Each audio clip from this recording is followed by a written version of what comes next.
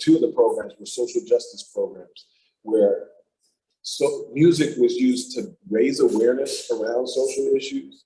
Music was used as a tool, sort of motivation, inspiration. Let's continue working on this stuff. These are the conditions that need to change, right? So music was it wasn't just a personal, like, I want to help myself be better, the best version of myself. It was, how can society be better? And so, it's been really, really cool to move beyond the abstract conversation, like, hey, we need to think about doing this, to people that are actually doing it. I spent all the lunchtime talking with Nathan. I mean, he's a walking, living legend around using hip hop culture to transform spaces that he's a part of. And that's the reality. This hip hop culture this is our new healing spaces in the way that we choose, if we so choose, to use it in a way that we understand that it can be beneficial for not just ourselves, but society. And it's fantastic, right? So you think about fields like music therapy, whereas, X years ago, there would be no mention of hip hop culture in those spaces, or, digital music and technology wouldn't as much be a part of those spaces. Now it's being more accepted and normalized and promoted.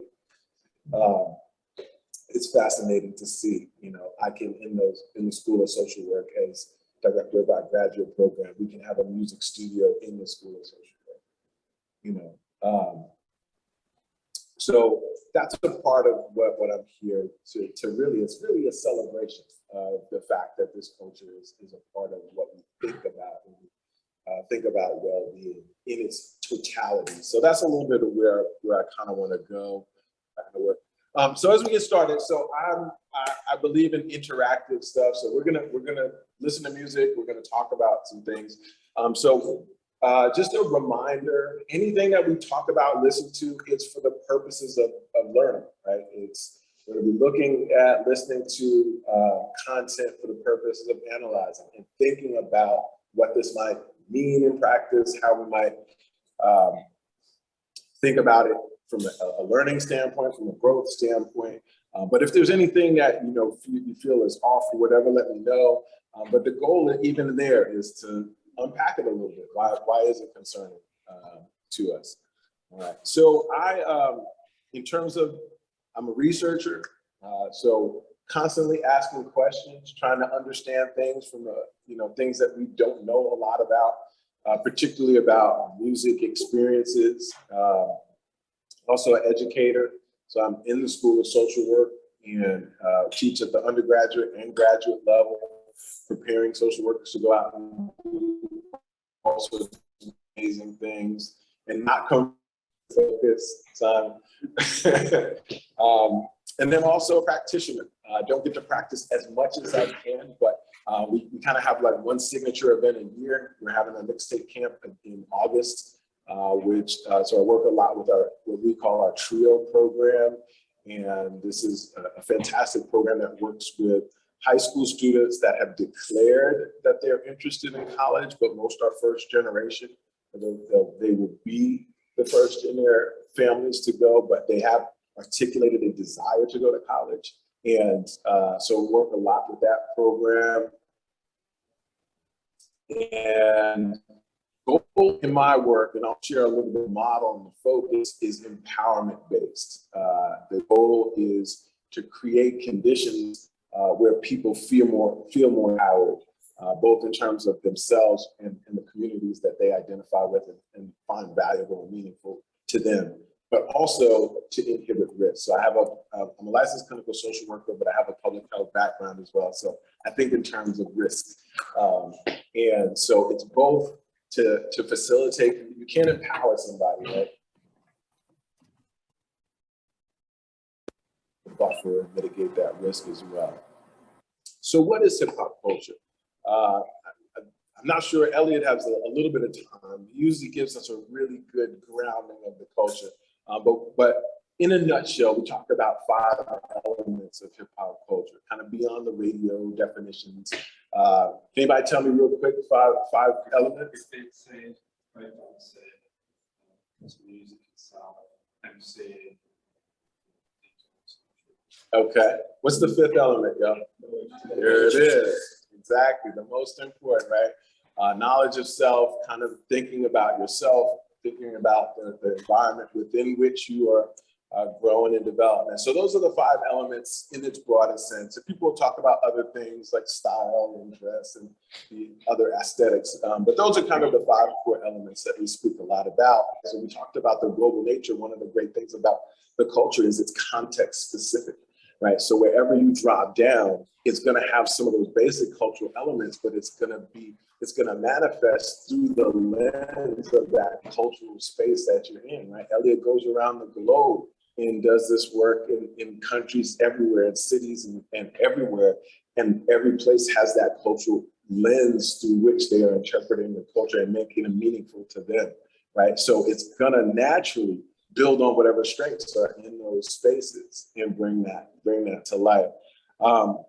And then it's flow inducing. That's the name of my organization is Flow Story, like flow, like obviously a lyrical flow, but flow in the sense of participating in things that are so engrossing that you lose track of time and space, like you're just all in. And that's what hip hop culture offers as well. So there's a lot to the culture, and all of that is what we bring into the picture when we talk about, okay, how might this be a pathway to well-being, right? Next slide. But a big part of it comes from that combination of self and social awareness, right? It's that looking inward as well as looking outward to what's going on around me in society and what does that mean for my personal growth and development. So, you know, when we think back in kind of the canon of hip hop and songs that are out there, you know, we have songs like Fight the Power, which are about changes to the system that could help our situation be better. But we also have songs like Self-Destruction, and we're all in the same game, which is like, what can we as a people do to improve this situation that we're in, right? It's not pointing the finger at somebody else, it's what can we do?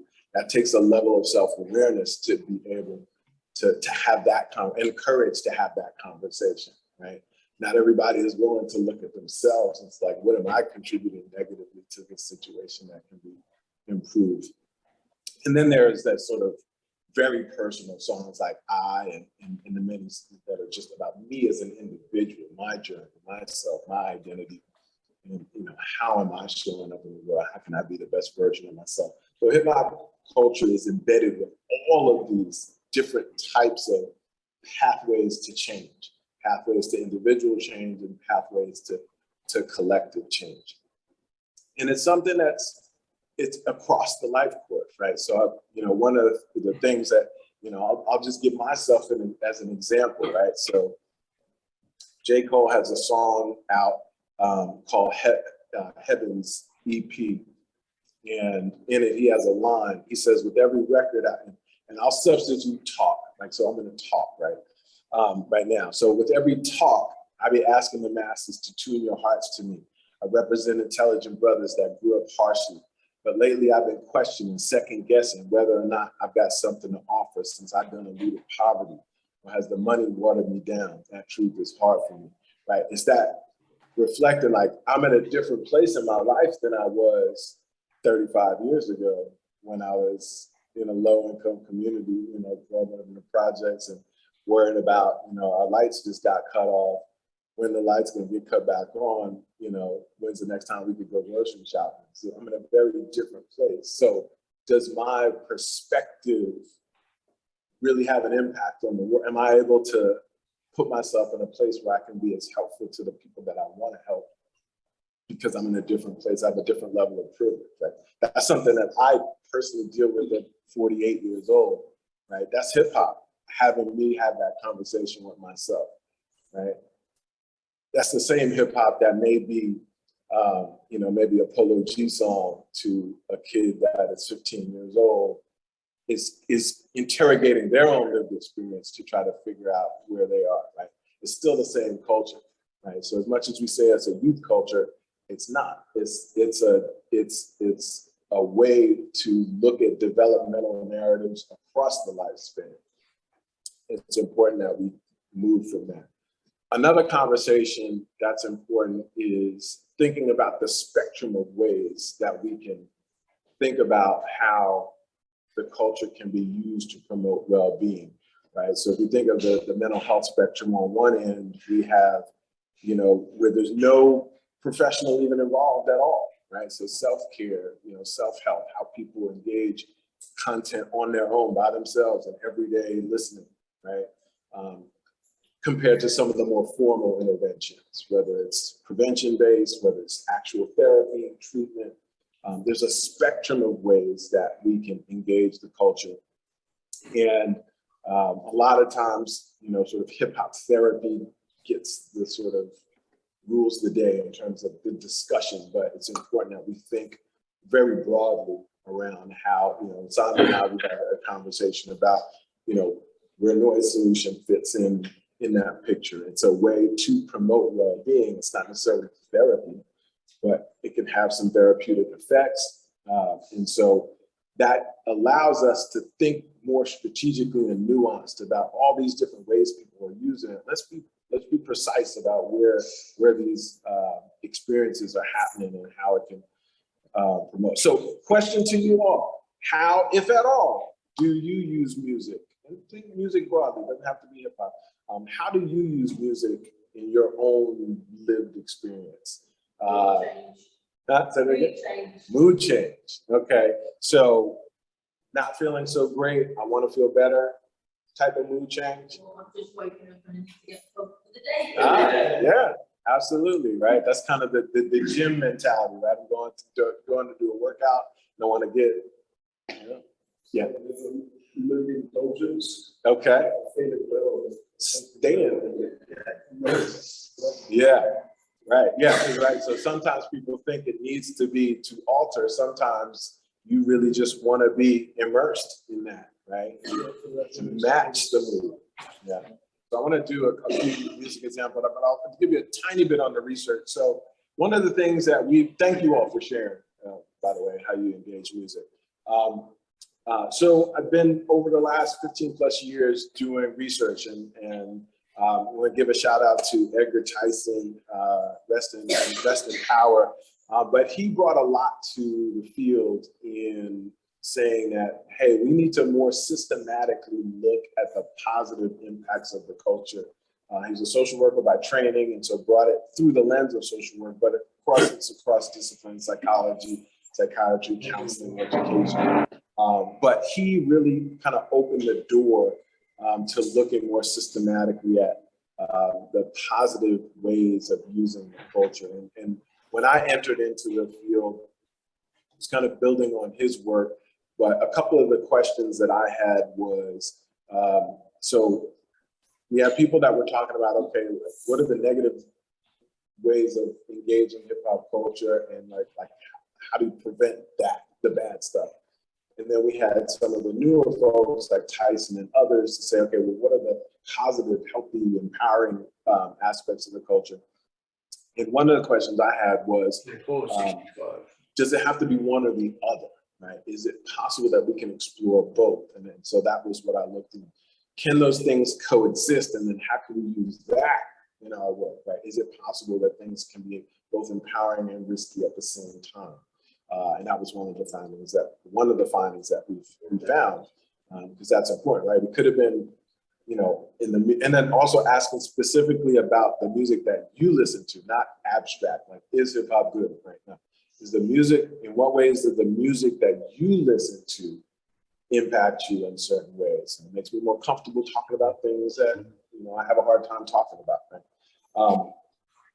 And then the second part was, okay, now that we know that it's empowering, are there specific ways that, and that's where these 5 dimensions, esteem, resilience, growth, community, and change come in. And so basically it comes down to that people get better in some way by participating. So it may be about feeling better. So the kid was talking about mood, right? I feel one way and I'm using feel better, but also doing better. So coping, right? So help me get through challenging times, right? Through adversity, but also in things like personal development, inspiration, like being better, growing.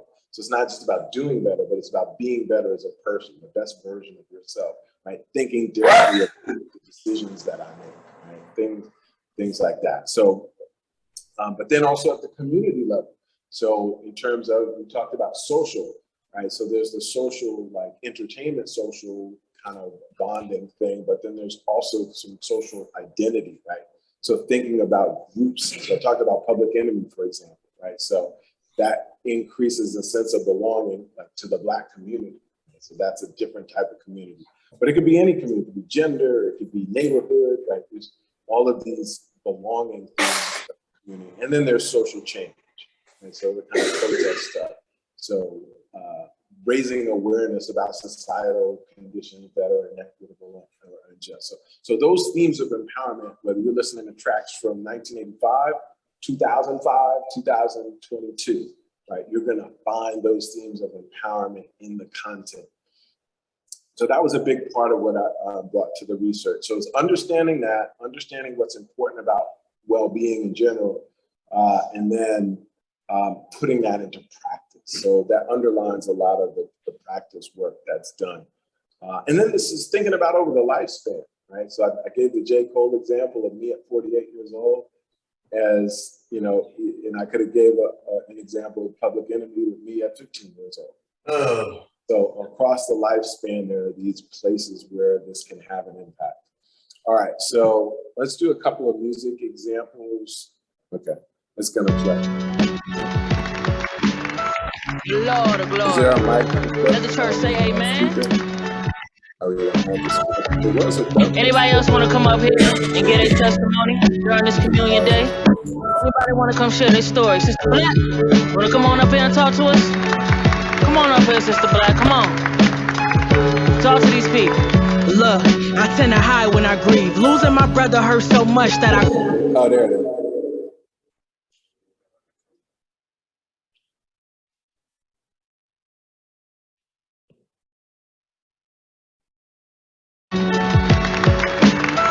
The Lord of glory. Let the church say amen. Anybody else want to come up here and get a testimony during this communion day? Anybody want to come share their story? Sister Black, want to come on up here and talk to us? Come on up here, Sister Black, come on. Talk to these people. Look, I tend to hide when I grieve. Losing my brother hurts so much that I cry in my sleep. I'm waking up out of my dreams every night in a scream, trying to find reason. Shedding tears look like my eyes bleeding. Mind reading, can't even process the thoughts I think. I have my best conversations when it's just God and me. Was confused, shit, feel like I'm drunk without a drink. Got that car, made me sick to my stomach. It's hard to eat, it'll shatter you.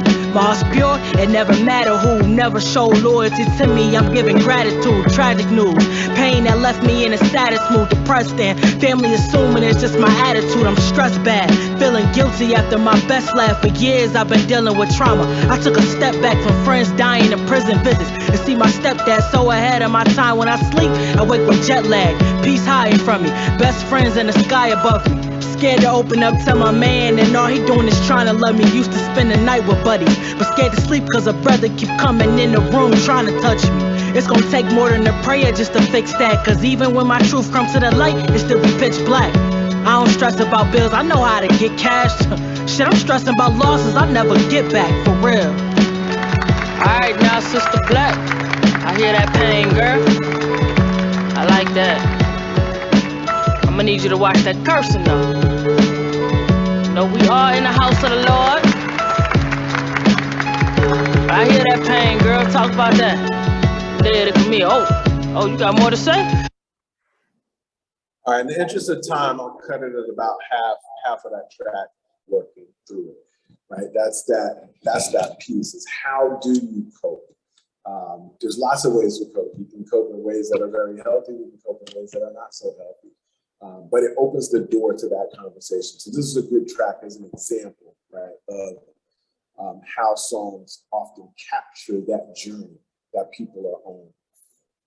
So that would be an example of something in that resilience domain. Obviously, there are lots of other elements in there as well. When we explore music, Elliot will give us a whole bunch on the sort of soundscape elements of music. But then we can also, so we can look at the beats, the soundscape, and we can look at the hook just as much as we can look at the lyrics, right? Hooks are great in music because oftentimes that's a way for us to participate, even though if we don't know all the lyrics to the song, right? We like a beat and we know the hook. We can really kind of engage the song in a powerful way, even if we don't know all the lyrics. And so that's something that we can pay attention to too. So I'll give you an example of a hook. This is a song by Evolution by Jordan Lucas. We won't listen to it. But then he says, I don't know where I'm going, but I'm learning as I'm growing. That's the evolution. Hope I don't finish last. I'm still healing from my past.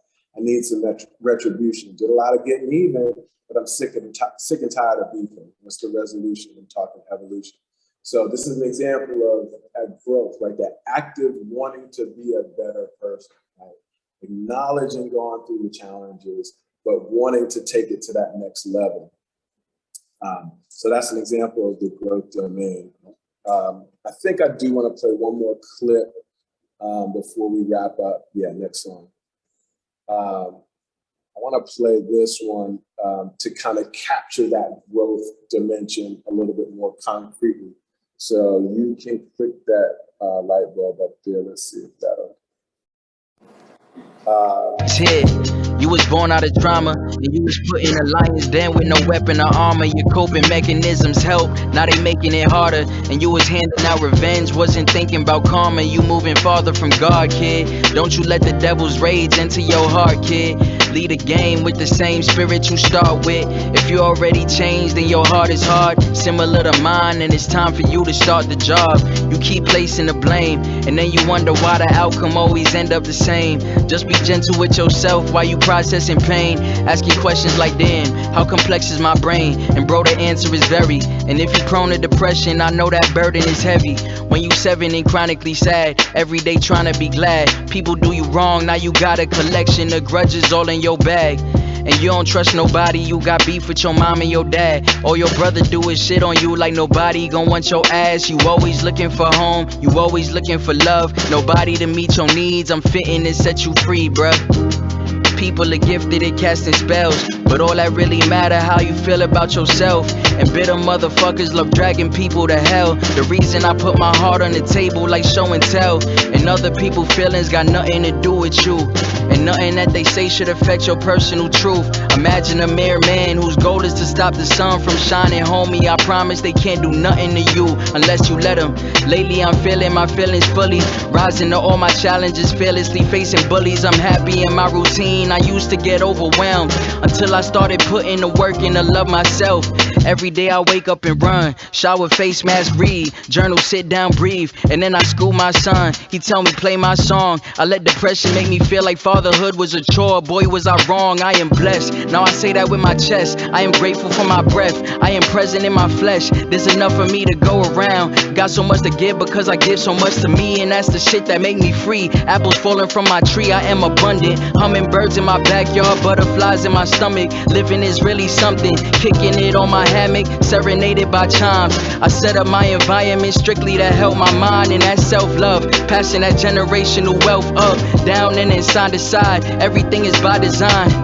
Just look in your mirror and see the key. Put it in the door to your cage and set you free, love.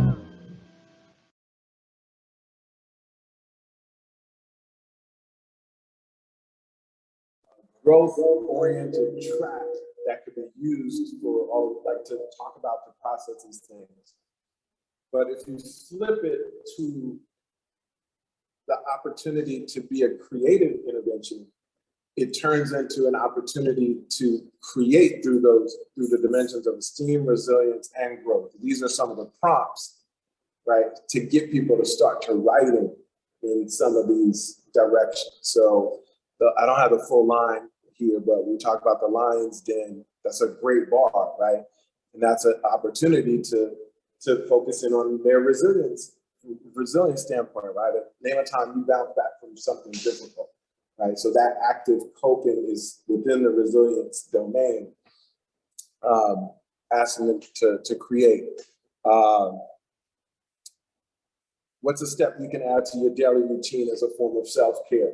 Right? That's a great question, right? To explore. He goes through a bunch of stuff, and I don't know that they want to necessarily do all those things, but they could.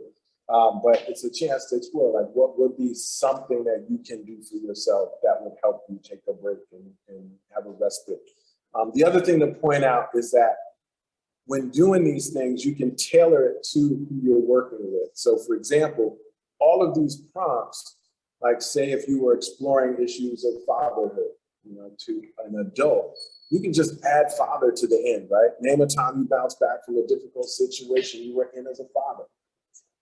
You know what I mean? And so that makes it specific. Or if you're working with kids at school or a difficult situation that you faced in school, right? So you can make it specific to the situation that people are in, or even as a son, as a child, you know what I mean? Like, so you can, that's sort of the art of the facilitator, right? How do you tailor it to be uniquely relevant to the groups that you're working with? This is an easy way to create rhymes, right? So you just ask questions, have a person write a sentence, and then ask them to write a rhyme in a sentence to it, right? So it's not saying, oh, okay, sit down and write a rhyme, right?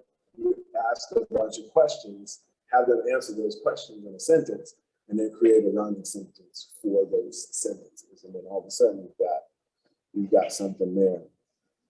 There's a question in here about trauma, and I want to go back. Instead of stigmatizing trauma, do you ever frame trauma as an access to exceptional knowledge? Yes, and that's powerful, and that's 100%. That's the nature of all this work, right? How do we reframe trauma in the context of empowerment? And so each of these dimensions is particularly relevant to trauma. I didn't have enough time here to go into it, but the second half, I gave example, we explored resilience and growth. That's in the individual empowerment part of the frame of the 5. The last 2, community and change, are in the community empowerment. And what's important about that, particularly for doing this work with communities of color, is those communities are often trauma-inducing environments. And the first part is validating that they are trauma-inducing environments. And instead of saying, you just need to be better. But the second part is what this question alludes to, is how do we acknowledge the strengths that people possess and have in context of trauma. And so you'll see up here, a part of the messaging that you are trying to unpack and explore are affirming, right? So if we think about the esteem dimension and sense of self in the context of trauma, we're promoting regulation, we're acknowledging those points of confidence, and just existing in those spaces is a strength. And acknowledging identity, resilience and growth is out of the context of post-traumatic growth, right? So it's recognizing that your ability to cope and persevere during challenging times, especially traumatic, toxic environments, like that's major, and then trying to figure out what are the things that helped me get through. And then on the community side, a lot of times, people demonize. I'll just show you the image. Just fast forward so you see an image of Tupac. Is one of the points that I was going to try to make. Unfortunately, within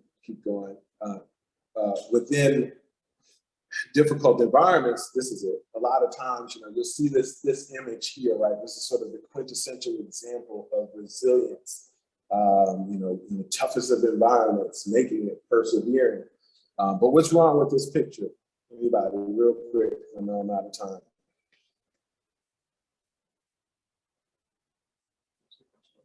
Yeah, what's wrong with the image of that resilient rose? What's the problem? Say it again? Because it's a cut flower, right? Because how do roses grow? Exactly, right? They grow as part of a bush. And a lot of times when we talk about people who come from difficult environments, we totally do not acknowledge the strengths of the community and the things that do help that perseverance, right? So you'll see this picture in the beginning of my book. That's the problem I always have with that image. Nobody ever points that out. They just go with that single image, and it's such a misnomer for what we know is important about healthy development. And it totally neglects the community resources and strength that even our most challenging communities have, right? And to that point of about, you know, post-traumatic growth and strength in context of trauma and things like that. So I'm about out of time. Thank you all, much appreciated. I have a question. It's about coping, because that's one of the words that I learned, the new words that I learned in the last trip that I have with Elliot, and I'm not a therapist. So that word really hit me. So I want to know, as people who works in the communities, what are other activities that we can do in order to keep regulated, or to keep regulated besides the therapy, the music, and the mindfulness exercises, that in your experience? And that's my first question. Thank you so much. That's